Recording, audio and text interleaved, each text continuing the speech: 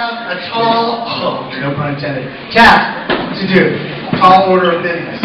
And the tough part is this, is that to try to articulate what we want to accomplish tonight is very hard to do because it's an identity issue. It really has everything to do with identity, who we believe ourselves to be. And here's where the problem is, though, is that we really don't understand who we are because we don't really know who God is.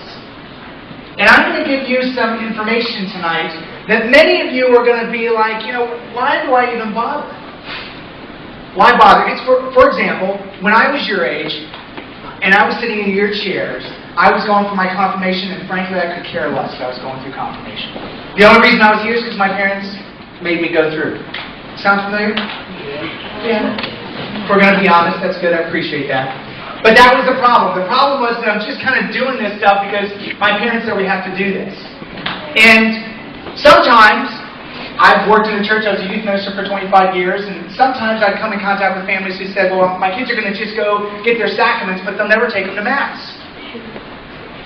For some reason, we think that it's this magical attainment of the sacraments that's going to be the all in all. And you know what I found?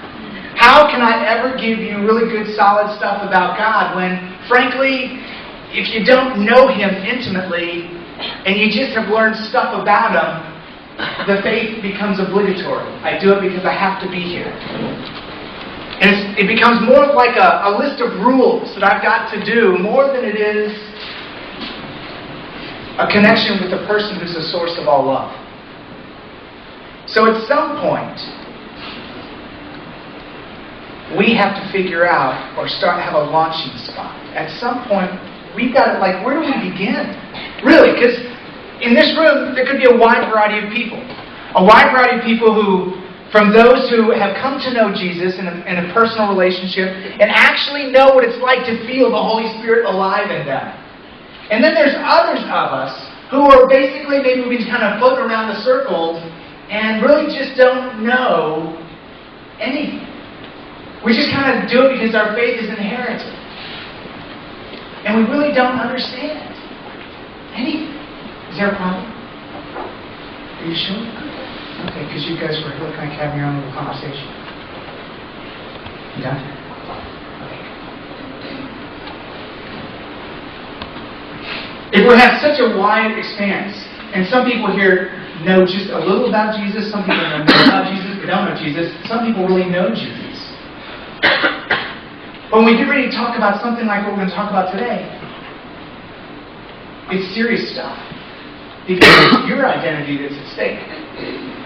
It's your identity that is being challenged. In fact, it's your identity that somebody's trying to rob you of. We'll get into more detail about that. See, when I was your age, frankly, my parents brought me to church, and it was just kind of the church thing to do. I mean, it was an inherited faith. But I didn't want to go to Mass. Frankly, if you're going to ask me honestly, when I was your age, my God was soccer. That was my goal. I wanted to be like a professional soccer player. I wanted to play for the Olympic team, for the national team. I had all these aspirations, and I had everything that I wanted to do. And yet, my parents would say, well, you're going to go to Mass every time, we're going to go to Mass on Sunday, and you're going to get your sacraments, your entrance sacraments. But I didn't want to get them. I mean, if I had a choice to be someplace else, I'd have been someplace else. I worshiped 4 hours a day at my false god, the altar of my false god. I'd get my soccer ball after school, and I'd go out, either I'd play for a team, or I'd go across the street to the school, and I would work out. And my goal, that was it. I just wanted to play soccer. And I had my reasons. I'll tell you a little bit about that later. But I had my reasons for why I wanted to accomplish what I was trying to do. And so, as I did, I went to school and I worked out. And at the age of 15, I had the opportunity to try out for the U.S. national team for 16 and unders. So I went to my regional area. I was living in Miami, Florida, and I played for there and was able to achieve that. I made the state of Florida team. And then from the state of Florida team, a couple weeks later, we had to try out for the Southeastern regional team. So all the states of the Southeastern region, there was only 4 regions in the country, got together, and 18 players from each of those states got together in Atlanta, Georgia, for a tryout for a long weekend, and I made the Southeastern regional team. So at the end of the summer, I had to go with my now Southeastern region to Jackson, Mississippi for a week-long trial where they were going to select out of 4 regions, 18 players each, the top 18 players in the country for the U16 team. we were supposed to go to France the following summer to represent the United States. So I went to Jackson City.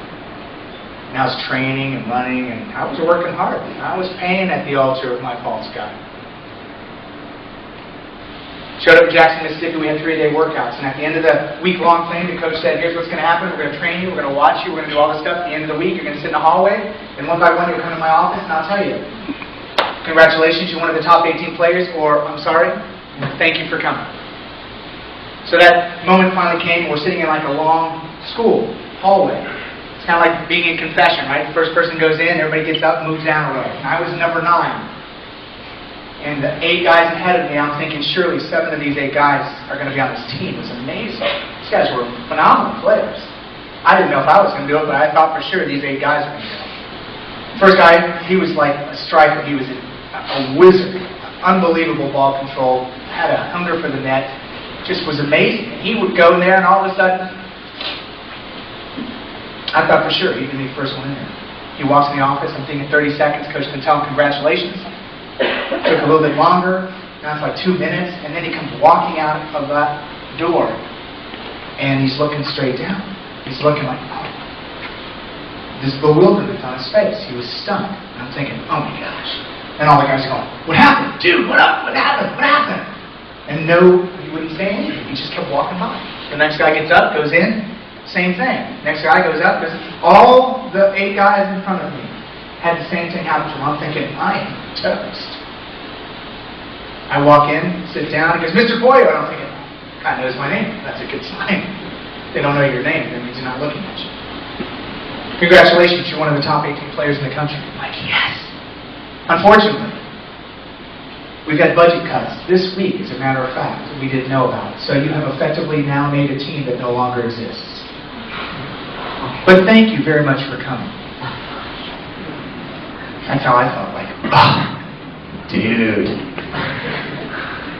But I learned something incredibly awesome about that experience. So tune in for just a second.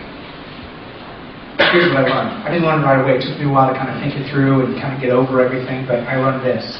If you place your value and worth as an individual on anyone or anything that can be taken away from you, you're putting it in the wrong place.